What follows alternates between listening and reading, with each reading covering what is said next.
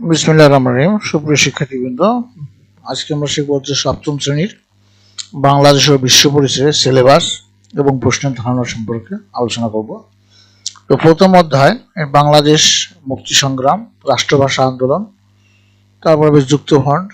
3 নম্বর হলো পার্ট 3 হলো 6 দফা আন্দোলন, পার্ট 4 হলো ঐতিহাসিক আগরতলা মামলা, রাষ্ট্র বনাম শেখ মুজিবুর রহমান এবং অন্যান্য। পার্ট 5 হলো 69-এর গণ অভ্যুত্থান, পার্ট 6 হলো 1970 সালের সাধারণ নির্বাচন, পার্ট 7 ও 8 হলো পূর্ব ও পশ্চিম পাকিস্তানের মধ্যে বৈষম্য। দ্বিতীয় অধ্যায় বাংলাদেশের সংস্কৃতি ও সাংস্কৃতিক বৈচিত্র্য। এখানে পার্ট 1 হলো বাংলাদেশের সাংস্কৃতিক বৈচিত্র্যের ধারণা, পার্ট 2 ও 3 হলো বাংলাদেশের গ্রাম ও শহরের সংস্কৃতি, পার্ট 4 হলো বাংলাদেশের লোক সংস্কৃতি এবং এর বিভিন্ন উপাদান, পার্ট 5 হলো বাংলাদেশের বিভিন্ন নৃত্যগোষ্ঠী ও সংস্কৃতি। এরপরে তৃতীয় অধ্যায় পরিবারের শিশুর বেড়ে ওঠা, পার্ট 1 হলো পরিবারের ধারণা ও ধরন, পার্ট 2 হলো বাংলাদেশের গ্রাম ও শহরের পরিবার, পার্ট 3 হলো পরিবর্তনশীল পরিবার ও শিশুর সামাজিকীকরণ, পার্ট 4 হলো শিশুর সামাজিকীকরণে পরিবারের সদস্য এবং তাদের পারস্পরিক সম্পর্কের ভূমিকা। চতুর্থ অধ্যায় হবে বাংলাদেশের রাজনীতি, পার্ট 1 হলো বাংলাদেশের গ্রাম ও শহরের অনানুষ্ঠানিক অর্থনৈতিক কার্যাবলী, পার্ট 2 হলো বাংলাদেশের শিল্প, পার্ট 3 হলো বাংলাদেশের আমদানি ও রপ্তানি, পার্ট 4 হলো কৃষিপণ্য প্রক্রিয়াজাতকরণ শিল্প।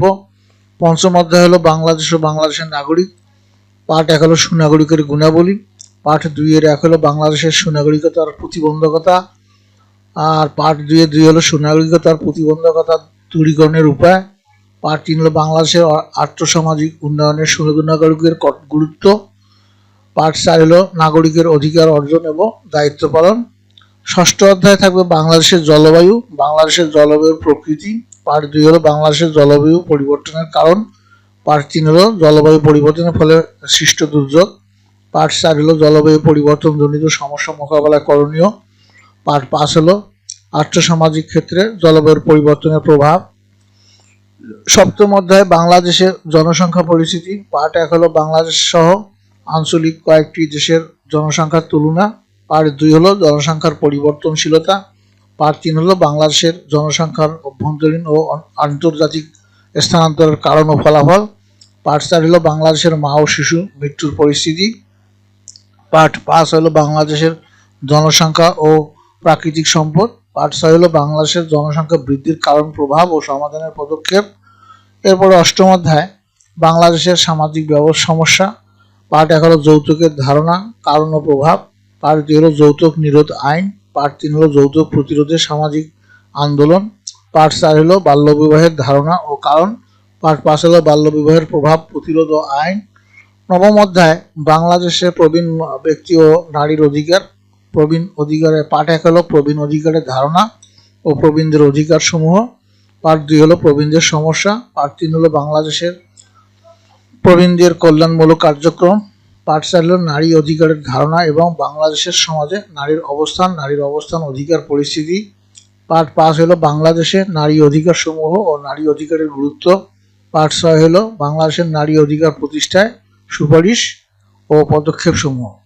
এরপরে থাকবে দশম অধ্যায় এশিয়ার কয়েকটি দেশ, পার্ট 1 হলো বাংলাদেশের সঙ্গে ভারত ও চীনের বন্ধুত্ব ও সহযোগিতার সম্পর্ক, পার্ট 2 হলো বাংলাদেশের সঙ্গে জাপান, কোরিয়া ও মালয়েশিয়ার সম্পর্ক। এরপরে একাদশ অধ্যায় বাংলাদেশ ও আন্তর্জাতিক সহযোগিতা, পার্ট 1 হলো আন্তর্জাতিক সহযোগিতার ধারণা ও গুরুত্ব, পার্ট 2 হলো জাতিসংঘ এর গঠন, পার্ট 3 হলো জাতিসংঘ গঠনের উদ্দেশ্য ও মৌলিক নীতি, পার্ট 4 হলো জাতিসংঘের কাজ, পার্ট 5 হলো বিশ্ব শান্তি প্রতিষ্ঠায় জাতিসংঘের ভূমিকা, পার্ট 6 হলো বিশ্ব শান্তি রক্ষা বাহিনীতে বাংলাদেশের ভূমিকা। এখানে তোমাদের মোট পিরিয়ড হবে 72টি। এখন আমরা প্রশ্নের ধারণা এবং নম্বর বন্টন নিয়ে আলোচনা করব। তো বাংলাদেশ ও বিশ্ব পরিচয়, এখানে মোট নম্বর হলো 100। তোমাদের এখানে ধারাবাহিক মূল্যায়ন এটা হবে 40-এ, আর চূড়ান্ত মূল্যায়ন হবে 60, অর্থাৎ বার্ষিক পরীক্ষা হবে তোমাদের 60-এর মধ্যে। এখন এই যে 40 নম্বর যে আছে, 40 নম্বরের মধ্যে এখানে তোমাদের বর্ষমধ্য পরীক্ষা হবে, বর্ষমধ্য পরীক্ষার মধ্যে হবে 20 নম্বর, অ্যাসাইনমেন্টের জন্য আছে 5 নম্বর, ক্লাস টেস্ট কুইজ টেস্টের জন্য আছে 5 নম্বর এবং উপস্থিতি এবং আচরণের মধ্যে 10 নম্বর। এই 10 আর 5 + 10 এখানে 20, আর এই 20 40। এই 40 নম্বর তোমাদের হলো ধারাবাহিক মূল্যায়ন। আর চূড়ান্ত মূল্যায়ন প্রশ্নের ধারা ও মানমন্ডলত প্রশ্ন হতে কিরকম প্রশ্ন হবে। বহু নির্বাচনী প্রশ্ন 20টি প্রশ্ন থাকবে, সকল প্রশ্ন উত্তর দিতে হবে, এখানে কোনো কমিশন নাই।